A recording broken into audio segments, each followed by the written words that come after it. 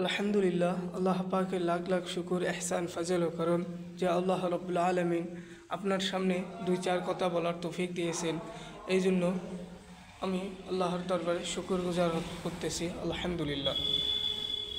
যে নামাজ কি ভাই? আল্লাহর গায়বে খাজনা থেকে চেয়ে নেওয়ার উপায় হলো নামাজ।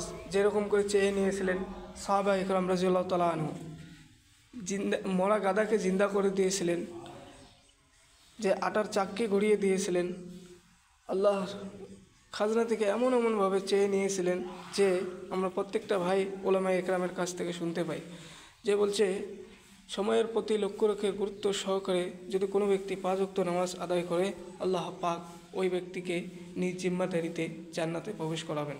আল্লাহ রব্বুল আলামিন যদি আমাদের জিম্মাদারি নেয় তো ভাই আমাদের কোনো পরেশানি, মুসিবত, জিল্লাত কিচ্ছু ভয় নেই। আজকে আমরা এমনভাবে চলতেছি দুনিয়ার ফিকিরে যে আমরা মারা যাবো, এটারই আমার কোনো ভয় নাই।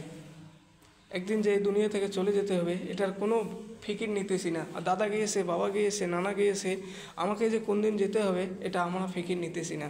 তো ভাই একদিন চলে যাব, সেই দিন আমার আফসোস করা ছাড়া আর কোনো উপায় হবে না।